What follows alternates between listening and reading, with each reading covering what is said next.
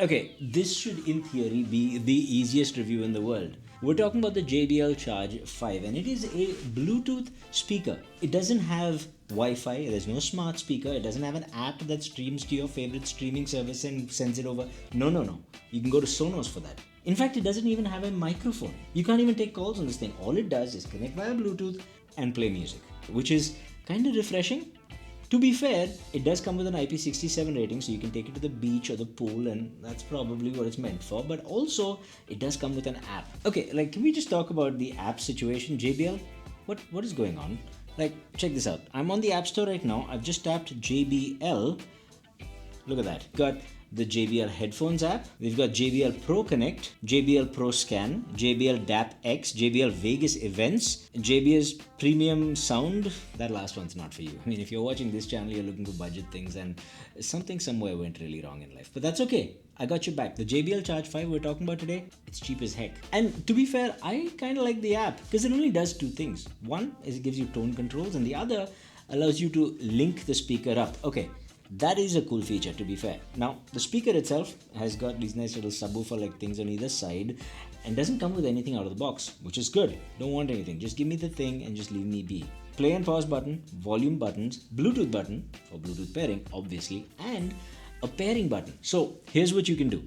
If you've got two of these, you can connect them to each other and it can be a stereo pair. And I know what you're thinking. Some of you are thinking, oh my god, I live in this tiny shoebox of an apartment downtown in some fancy city because I made poor financial decisions and I want to spend all my money and pay for somebody else's mortgage.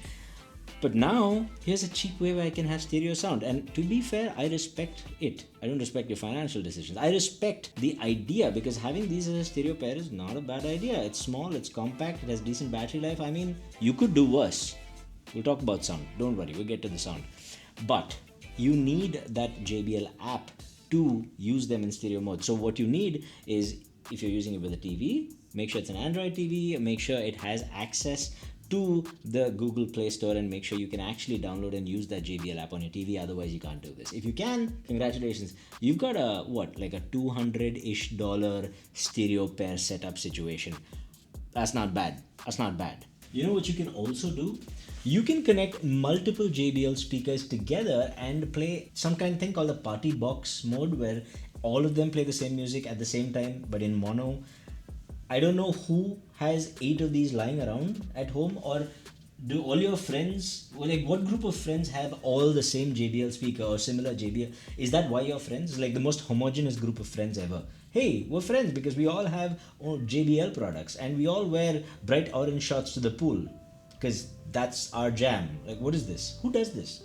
It's a cool thing because between you and me, if you have multiple speakers doing bass, that evens out the bass in the room, and the audiophile in me is like, oh, that's actually a good thing to do. That's actually a really, really good hack to get really good even bass, which of course brings me to sound quality. It's time. I've been putting it off, but let's talk about the sound. Okay, you know I'm going to measure this. Of course I've measured it. And if I'm being honest, speaker measurements inside rooms should be taken with a pinch of salt, because usually when you measure them, it's not the speaker you're measuring, it's how the room and the speaker are interacting together, and it changes the sound a lot. It's a mess. So what I do to combat that is I measure at different points in the room, close to the wall, far away from the wall, middle of the room, etc.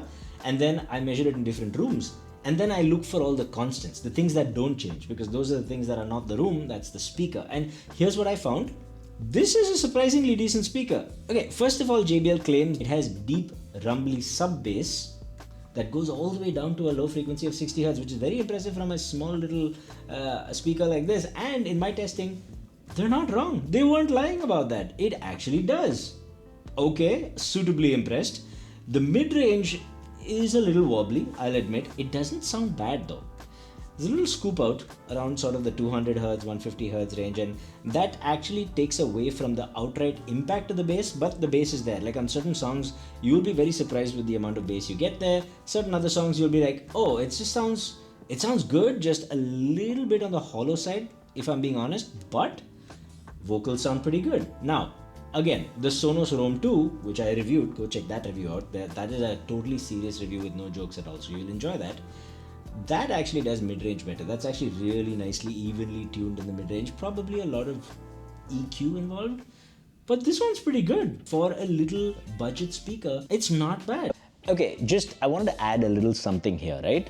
A couple of things I found to be true no matter where I place the speaker. So speaker placement in a room is very, very important, incredibly important. But a speaker like this, you're either just going to leave it on some table outdoors, or you're going to keep it like so near a back wall, near a wall of some sort. Now, if there's a back wall, usually that will increase your bass extension and it'll increase the loudness of the bass. So, and that happens here as well.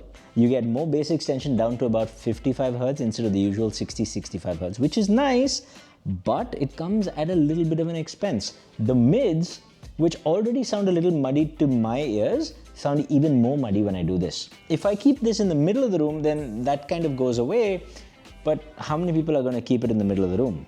And even if you do, I found the treble to be a little bit troublesome. Like there's a little bit of a boost in the treble that seems to impart a little bit of sharpness to everything in the mids, vocals especially. And to me, that sounds a little bit odd, a little bit unnatural.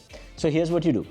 No matter where you place this, I found that generally going into the JBL portable app and boosting those mids by one notch seems to help a lot. It removes that muddiness in the mids, brings the mids a little more forward rather than sounding a little bit recessed and muddy, and also brings the mids slightly above the treble, which is kind of where you want it to be anyway, and that, in my opinion, sounded a lot more natural and a lot more clean in most cases. Now, if it's up against a wall, consider bringing the bass slider down by one notch.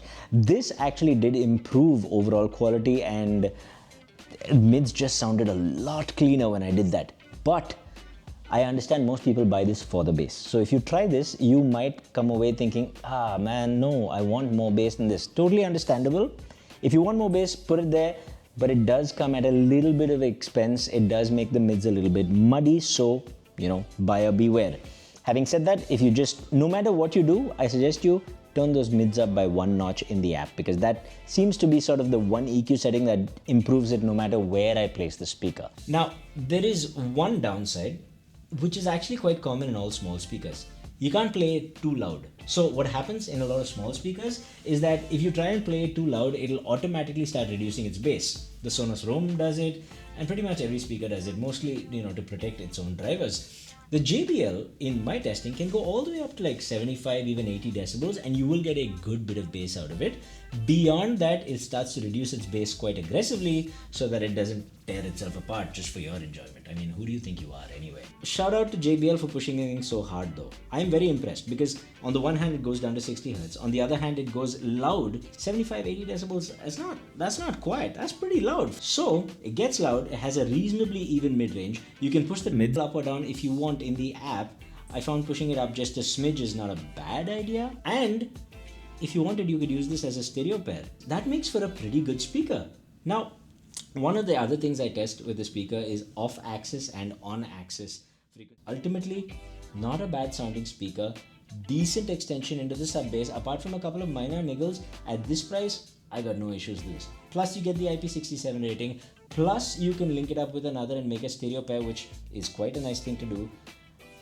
This is a lot of functionality. Even though it's so minimal, this is all the functionality I care about in a budget. Yes, it doesn't support any high-resolution codecs. Yes, it doesn't stream over Wi-Fi. No, I don't care, and I suspect most people don't either.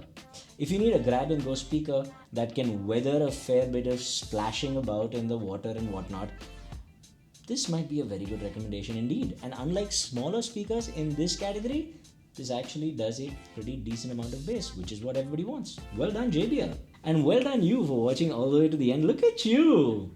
Hit that like button. It's time. Also subscribe. Become a member even. It's only $1 a month. You get giveaways and little special content every now and then. Try it. Think about it. Okay, I'll see you in the next one. Stay happy, stay peaceful, stay colorful. Namaste.